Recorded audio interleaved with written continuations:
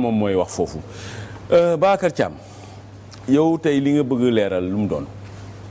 voilà benn livre bu tudd index coranique la alors utilité bi déjà dañu war a xam ni dans un pays musulman alxuraan warul nekk téere boo xam ni c'est simplement un patrimoine culturel. jullit dafa war a jël alxuraan dugal ko ci dundam. donc c'est te loolu comme ni ko monsieur Mbaye waxee il faut surmonter la barrière de la langue d'accord te alxuraan ci arabe lañ ko bindee ñun sénégalais yi alxuraan liñ ci xam mooy tari wala julli le plus souvent et donc fii c'était une manière de donner accès au Coran. bon yow téere bi da nga si wax ni que alxuraan day wax si wàllum yoon wàllum lu bon ak lu baax wàllum koom wàllum jàng ak jàngale wàllum tabax wàllum li xew tey wàllum jënd ak jaay wàllum kaaraange wàllum lekk ak naan wàllum xam-xam wàllum xarale yu bees yi wàllum musique wàllum politique wàllum diine wàllum démb wàllum tey wàllum ëllëg yooyu yëpp alxuraan da ciy wax léegi yow nga organiser ko ba lenn pàcc bu muy wax rek yow nga indi aaya saar bi mu koy waxee ak aaya bi mu ko waxee. voilà loolu laa doon expliquer xam nga tey alxuraan boo nee par exemple alxuraan day wax ci wàllu finance toujours imam moo koy mën a wax.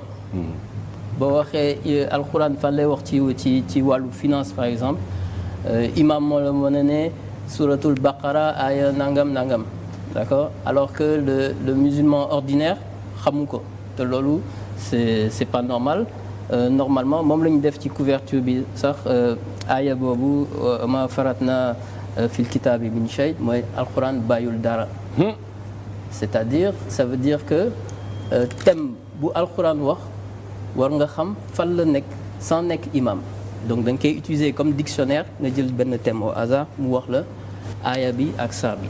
maintenant pourquoi téere bi pour ñëpp mën a am accès ci xam-xam boobu sans nekk imam sans def ay hautes études islamiques bon léegi thème yi nga wax yi ñu def yi nga cité sànq alxuraan day wax ci waxu koom ci yaru ci famille tous les sujets loolu mooy wane ni l'islam du religion mais diine la. non religion waxu tubaab la diine waxu arabe la. non ba tey religion en arabe millatun lañ koy wax millatun comme nga ne millatu Ibrahim. mais millatun lan lay tekki ci wolof. merci beaucoup ci wolof mooy ni ñu koy waxee le culte les actes du culte. culte de mooy jaamu. jaamu bi waaw li ngay def pour jaamu maanaam julli woor waaw loolu ci jaamu la bokk mais par exemple aqu dëkkandoo am sa dëkkandoo di jëfante lu rafet ak moom loolu obligation la ci l'islam mais bokkul ci acte religieux yi. acte religieux la su fekkee da nga ko def yàlla rek tax. waaw sa diine moom moo tax. waaw boobaa acte religieux la. waaw mais amul connotation religieuse c'est-à-dire acte boobu ku dul jullit sax mën na ko def. ah déet parce que alxuraan dafa lay wax ni. oui sa dëkkandoo na nga def teraanga jëme si moom. waaw léegi boo ko defee. waaw yaa ngi topp ndigalu alxuraan. yaa ngi topp ndigalu alxuraan d'accord mais ce n'est pas un acte religieux en soi ku dul jullit mën na ko def alors que bu ñu noddee nga kabaar julli loolu c'est un acte religieux jullit kese. oui mais loolu mooy diine. dafa bëri ay pàcc. voilà dîner ce sont les communicants en français les différents volets de dîner en français peut-être mooy idéologie l'islam am na volet finance am na volet éducation am na volet religieux am na volet. mais man loolu xam nga loolu lu tax ma am si problème. waaw parce que l'islam boo ko waxee rek. da ngay wax benn totalité. c'est ça. léegi foofu.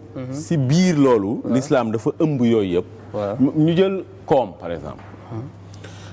bu ñu wax finance islamique. li jiitu li njëkk mooy riba amut. xam nga loolu diine la mooy diine l'islam moom moo aaye riba alxuraan moo aaye riba yonent aaye riba kon loolu si diine la bokk mais mooy diine dafa am nu mu gisee koom. exactement. kon loolu yëpp di l'islam maanaam benn bi la moo xam ne nag léegi dafa bëri ay pàcc. c'est ça mais diine boobu li nga wax ci comme par exemple la finance islamique bañ a laal riba du loolu kese ah y a xaraar maysir bañ a dugg ci commerce boo xam ni wóorul hasard la. am na bañ a lekk lu leewul et cetera loolu valeur yooyu ku dul jullit sax mën na ko adopté et effectivement boo demee Londres banque islamique yi dañ fa am doole tellement te tubaab yi ñoo fa gën a bëri avant. parce que li ngay wax léegi tey am na koo xam ne du lekk yàpp mbaam. effectivement parce que dafa ne ni bon man. médicalement dafa gis ni yàpp mbaam ça ne lui convient pas xam nga yàpp mbaam boo ko bàyyee nii à l'air libre en 2 heures de temps mu nëb. loolu am na ku mën a jug ne médicalement lii ça me convient pas. dëgg la am na koo xam ne daf la naan man du ma naan sàngara parce que sàngara xam naa ni poson la. effectivement pour yaramu doomu aadama. alors que loolu yàlla daf ko dugal ci diine bi. jeex na te ñun jullit yi sans dugg ci analyse médicale yi ak yooyu yëpp. duñ ko laal on a déjà voilà. parce que diine sa diine nee na la. yow doo naan sàngara yow doo lekk mbaam yow nga bàyyi ko léegi li wér te wóor mooy gëm nga ni yàlla bu la nee mbir sàngam bàyyi ko. loolu mooy li gën si yow nga bàyyi ko léegi nag après ñun mun nañ gëstu xool gis ni que ndekete de lii sàngara baaxut ndax gis nañ njaaxum yi yëpp muy indi mbaam baaxul ndax gis nañ njaaxum yi yëpp mun a indi. léegi nag diine l'islam moom maanaam yow li nga def dafa am solo si ni l'islam moom ay pàcc yu bëri la mais l'islam du yëfu imam rek du yëfu oustaz rek. l'islam yëfu jullit la. effectivement te jullit bu nekk war na si mën a am accès. war na ko mën comprendre accès et même plus loin on peut même aller au niveau laïque mën nañ dem niveau laïque maanaam ku dul jullit. bëgg na xam mais alxuraan lan mooy loolu et cetera l'islam luy loolu mais du am jotu jël kamil bi ubbi ko firi ko xool ko et cetera donc livre bi ku dul jullit sax mën na ko jël donc on peut le dire en français ça donne un accès à l'islam aux non-musulmans. Ça permet aux non-musulmans d'avoir accès directement à un thème dans le Coran. mais téere bi am na solo mais fii ci réew mi téere bi xamuñu ko nit ñi siiwut. waaw bon aussi am na lu ñu war a seetlu ci Sénégal nous sommes une culture comme ni ko monsieur Mbaye waxoon on vit à côté de notre identité. gëmuñu suñu bopp. dunduñu suñu bopp. dunduñu suñu bopp. dunduñu suñu bopp. lu ñu dund. dañu dund époque post-coloniale li nga wax ci livre bi pourquoi nit ñi xamuñu ko parce que nous on n'a pas une culture de lecture. waaw loolu tam dëgg la. sénégalais tradition orale la ñu xam. dëgg la wax ñun li ñu xam ci alxuraan mooy sëriñ bi toog di firi comme ni ko par exemple Baye Niass doon def El Hadj Malick et cetera. Donc on n'a pas vraiment une culture de lecture boo demee bitim réew di nga gis nit ñi ci transport yi ak yëpp ñu ngi ku ne mi yore sa livre fii lire moom c'est pas ancré dans la culture donc moo tax livre bi bitim réew lay gën a doxe aywa